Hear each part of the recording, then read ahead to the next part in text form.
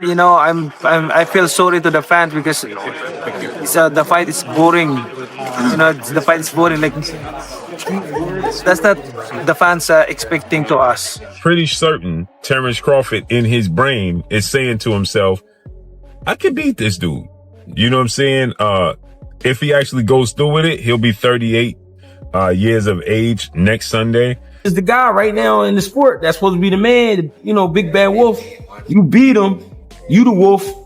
Now it's like, you know what I mean? Like, all right, well, so I'm gonna fight. You beat the shark. Manny Pacquiao takes a jab at Floyd Mayweather for calling out Terence Crawford, saying he feels bad for the fans because this isn't the kind of fight boxing needs. Pacquiao argues it would be dull, nothing more than a glorified exhibition. He also reminds people that Floyd has been out of the real fight game for years, with no serious bouts on his record in a long time, making the idea pointless. The fight is boring. Like that's not the fans are expecting to us. I mean, as a fighter, if I'm a fan, of course I want to see a good fight, like changing fight, not a passion show. Manny Pacquiao didn't hold back when criticizing Floyd Mayweather. He said he actually feels sorry for the retired champion because, in his eyes, Floyd's focus is entirely on money. Pacquiao argued that Mayweather's interest in stepping back into the ring has nothing to do with legacy or the spirit of competition, but simply with cashing in on exhibition bouts. He described the idea of a fight with Terence Crawford as being driven purely by greed, not by sporting merit. To Pacquiao, this kind of approach empties boxing of its true meaning, turning it into a business show where fighters parade like entertainers rather than step in as real warriors. Now, in the beginning of this conversation, you say, I don't like boastful people. How was it like fighting Mayweather then? Did he get on your nerves? Because I feel like he's a little bit more boastful than the people you might be wanting to hang out with. Yeah, he's boastful. I think his God is the material things, money, everything like that. I'm pity with him because I want to share the word of God in him if he believe God. Yeah. I've heard he's a generous man. I think he's done good things. I think, he kind of reminds me of like a lot of people are like this, by the way, including myself. I'm not just saying him. I'm including myself. The man who goes up to Jesus and says, what should I do to get into heaven? He says, sell all your belongings. And he walked away crying because he couldn't sell his belongings. Exactly. The announcement of a Floyd Mayweather versus Mike Tyson showdown in 2026 has sent shockwaves through the boxing community. Experts were quick to highlight that this isn't a battle between fighters at their peak, but rather an entertainment-driven event aimed at generating revenue. The matchup is being promoted as a tune-up for Mayweather ahead of a possible clash with Terence Crawford later that same year. Many observers believe both fights are designed primarily for financial gain, with enormous pay-per-view sales expected. Tyson's legendary aura combined with Mayweather's global brand guarantees massive worldwide attention, even if the contest itself holds little true sporting significance. Podcast for Jake and Tyson and some people like the likes of Carl Froch viewed that as an endorsement. Like, look, man, I'm just working. It's a big opportunity to be on Netflix. I didn't put the fight together. I'm not paying these guys. So, let's chill out. But all right, I'm not going to poo-poo this. I just don't know what CSI is. And the way it was presented made me think that there was like a secondary press release to come, that they'll be involved in like some sort of like virtual boxing thing. Like, it just didn't seem real. You know why it didn't seem real? I'll tell you why. There's no date attached to it. There's no venue attached to it. Forget rules, exhibition, not exhibition, weight. I mean, here's a guy who fought a heavyweight forget all that. These things can get figured out, the fine details. The fact that it was announced, why announce something with no date or location attached to it? What's the point? Unless you're just trying to get people excited and trying to get them, trying to get some investors or something like that. But maybe also testing the waters. If the response was overwhelmingly positive, maybe you go, okay, we move forward. If the response is muted or negative, maybe you go, okay, we're not going to actually do this. You lob it out there as a way to pull the public, and then make an adjustment. So you don't think it happens? I do not think it happens. I just don't think there will be enough interest. I know they have huge name value.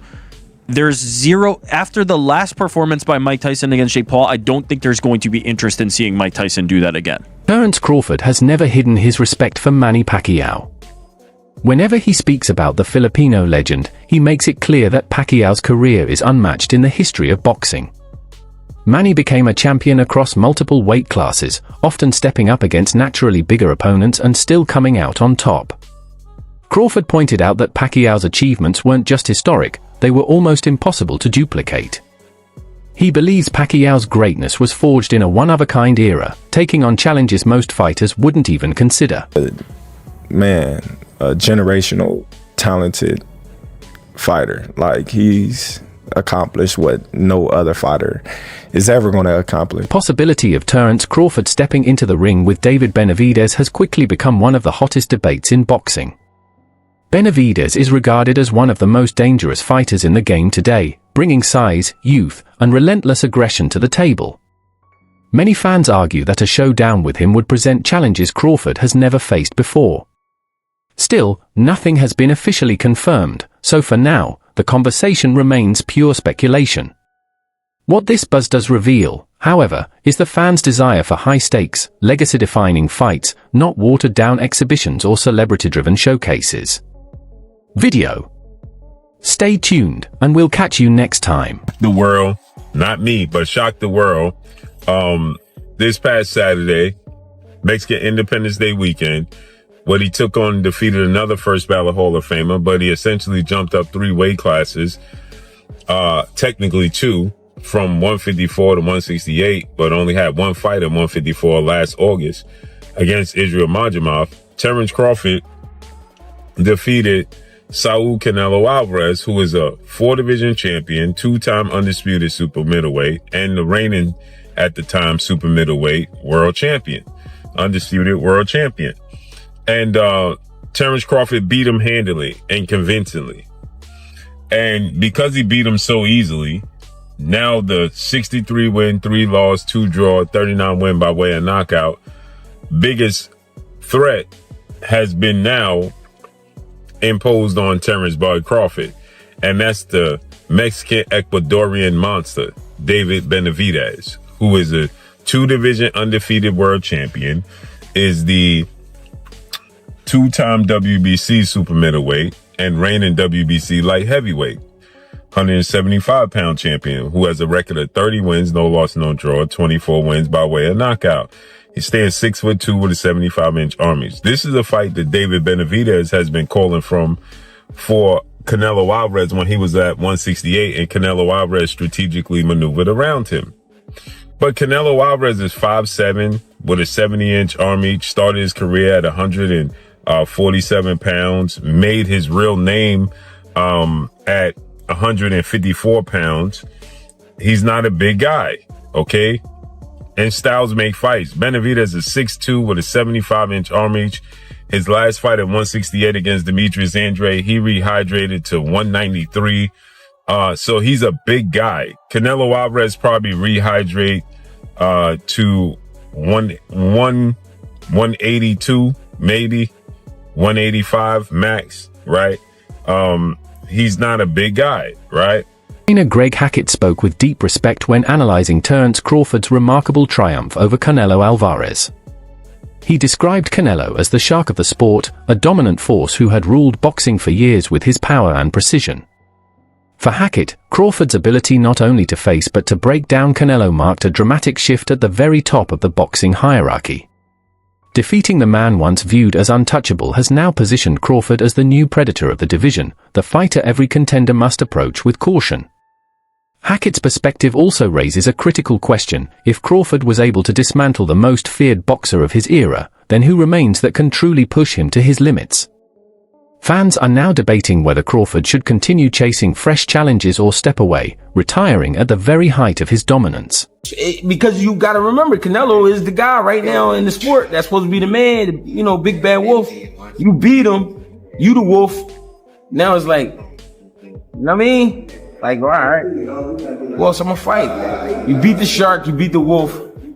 Right. Damn. Like, you know what I mean? Ain't no more ops out there. It's ops out there, but who gonna make them really want to get up? That's the shit gotta make sense. That's like you said, you be the shark and then you be the wolf. Yeah. But there's the monster. Yeah, it is, but that's like a real monster. Bro, that's to me it don't make sense. But that's really what a monster. Yo, is that proof? All right, we got the legendary Pape in the building. Legend. Chill, man. But what makes sense? Like, what makes the most sense? I know you said get a line of suits, Brooks Brothers. Yeah, you know what I'm saying? Your line of suits get your money, man. Yeah, go ahead and get the easy money, man. You ain't gotta sweat no more. What's up? Not saying you ain't gotta work, you ain't gotta sweat. What's happening? He's paved a career where he could sit down at a table and get this money. He could come out with a Terence Crawford series now, just doing whatever he like to do. People gonna watch it.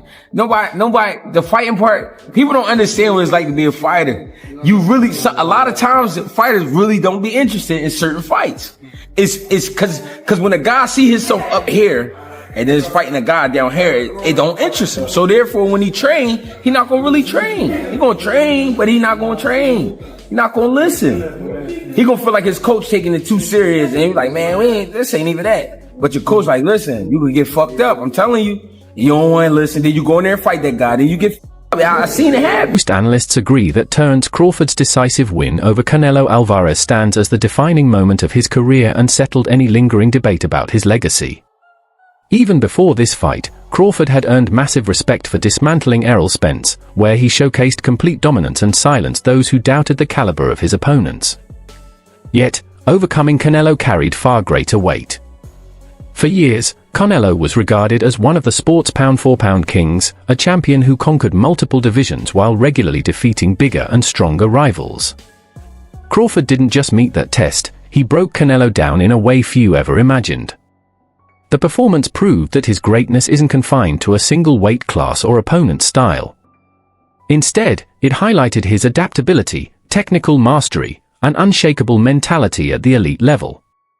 As a result, Crawford is now almost universally recognized as one of the rare fighters who has answered every challenge and cemented his place among boxing's all-time greats. But I think there was enough action, and I think Crawford displayed his skill enough, even to someone with not the most trained eye, that they know they saw a very high-level athlete perform something at a very high level last night. I think he gained the sports world's attention last night and respect. He already did after Spence, but it went to another level in this fight. And I think even the fight itself, like just from a median level, but then the moments where they were having these exchanges, like kind of late in the fight, then people were like, all right, it was good. Then like, okay, I saw somebody like, they're squabbing, like this is a fight here. So I think it did. And Crawford closed the show. Yeah. In 10, 11, 12, he stood in there and landed some hard shots and rocked Canelo at the bell. He didn't.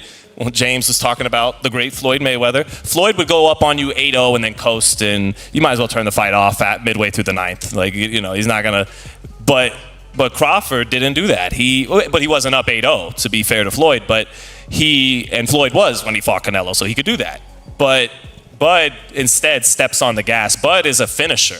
You know, he closes really strong. He closes really strong in every exchange. That's one of his gifts. He's the best counterpuncher of his era, one of the greatest counterpunchers that lived. But the great fighters, James would tell us about this. James and Mike McCallum put on fights that exemplify what I'm talking about: initiating and punctuating, being first, being last. That's one of the things that makes Crawford who he is. So, no, I think it was a good enough fight that it certainly didn't hurt boxing. Yeah, I think Sport of Boxing delivered last night. I mean, Crawford didn't deliver. Yeah, Manny, did. Debate between Terence Crawford and Floyd Mayweather has become one of the most intriguing topics in modern boxing. Many experts argue that Mayweather's defensive brilliance, flawless timing, and unrivaled ring IQ would have given him the edge if the two had ever met in their primes. Floyd was a master at dismantling his opponent's strengths, setting the pace on his terms, and forcing elite fighters into situations where they looked ordinary. His unbeaten record stands as proof of his ability to adapt to any style put in front of him. On the other hand, an increasing number of voices believe Crawford might have posed the greatest challenge of Floyd's career. Crawford's blend of adaptability, sharp power, and unshakable calm under pressure makes him unlike most opponents Mayweather ever encountered. His seamless stance switching and ability to apply smart, calculated aggression could have pushed Floyd into exchanges he typically avoided. At its core, the comparison showcases two distinct forms of greatness. Mayweather defined his era with control, precision, and calculated dominance, while Crawford has built his reputation on versatility, aggression, and constant adjustments at the highest level. The question may never have a clear answer, but the discussion itself reflects the immense respect both men command across generations. Matchup between Prime Mayweather and Prime Crawford, I've tended to lean slightly towards Mayweather. But after that performance there against Canelo, not just the fact he won, the manner in which he won, I've changed my mind. I would now lean towards Prime Crawford over Mayweather. And the reason I say this is because of the expert way in which Terence Crawford mixed offensive in the pocket boxing with defensive on the move boxing. Not running, save for maybe a round or two. No, just moving nicely. Because if there's one area of Floyd Mayweather's game that was underdeveloped, it's his front foot game. Whenever Mayweather was forced to walk an opponent down, what he did was actually very basic. He would hold his hands up and he would walk forward throwing straight right hands. Okay, they were accurate straight right hands. They were well-timed straight right hands. But there wasn't a whole heap of head movement. There wasn't a whole heap of creative or dynamic footwork, coming forward, walking somebody down. No, it was very, very basic stuff. And I don't think an approach that basic would have worked against, let's say, a Tommy Hearns, who was 6'1", 6'2", 78-inch reach, massive puncher, good hand speed. So I always thought that a prime Tommy Hearns would beat prime Mayweather, because I can't see Mayweather doing what Ray Leonard did, grabbing the bull by the horns and taking it to Tommy Hearns. Can't see him doing that. And if he did try and do it, he's going to get clipped. Tommy Hearns hit so hard, that guard from Mayweather wouldn't be enough, in my opinion. And I never saw Mayweather on the front foot moving his head a lot. When he's in the middle of the ring or on the back foot, when he's being defensive, yeah, that's when he moves his head. The famous Philly shell defense, the shoulder roll and all that. But coming forward, no, it's a lot more basic. Go watch Mayweather's old fights, you'll see what I'm talking about. Whenever he's forced to come forward, it's basic stuff. And so after watching Crawford's performance against Canelo, I got to thinking, you know what? Maybe Crawford employs similar tactics if he fights a prime Mayweather. His legacy already secure, Terence Crawford now stands at a pivotal point in his career. Many fans are eager to see him pursue fresh challenges. Names like David Benavidez, Jermall Charlo, or other marquee opponents continue to surface. At the same time, the possibility of retirement looms large.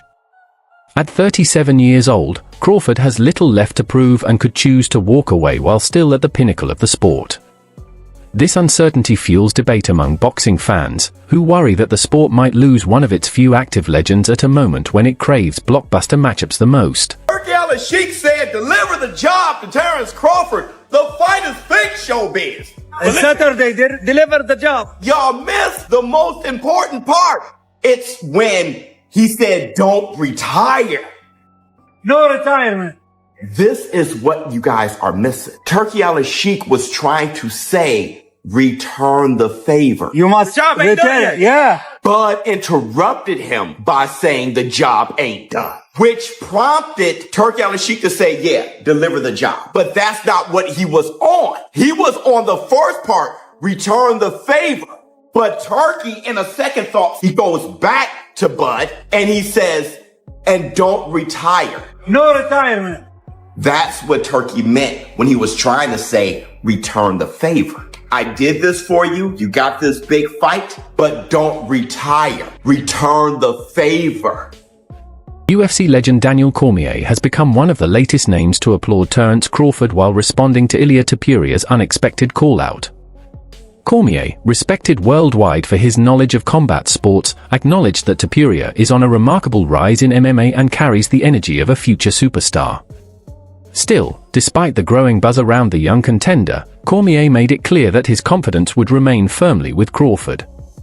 He explained that Crawford has already proven why he deserves recognition as the best active fighter in the world today. His record, consistency, and dominance speak louder than speculation. What makes Cormier's remarks even more impactful is that they come from outside the boxing world. His respect highlights how Crawford's influence now stretches beyond his own sport, earning admiration across the entire combat sports community. But I bet that Ilia Topuria could knock Terence Crawford out, no chance. If I had to bet Ilia Topuria versus Terence Crawford, I'm betting Terence Crawford. I mean, he's the best boxer in the world. And this is what he does, and he's done his entire life. But we also knew that about Conor McGregor and Floyd Mayweather. We knew, right, deep down, that Conor McGregor was not going to knock out Floyd Mayweather. But because of what we had seen him do inside of the octagon, what we had seen him do to all those great fighters in MMA, when he walked into that ring, people thought he had a chance. He didn't really have a chance. Conor never had a chance against Floyd Mayweather. And it would feel that way with Topuria. But you could at least tell that there's a chance because of how good he is in boxing and how he knocks people out inside the UFC. Initially, I thought Bud Crawford would just no-sell Ilia Topuria, right? When you're the king and everybody's calling your name, you can literally just ignore them and nobody will say anything about it. But Bud Crawford isn't one to ignore stuff. That wraps up today's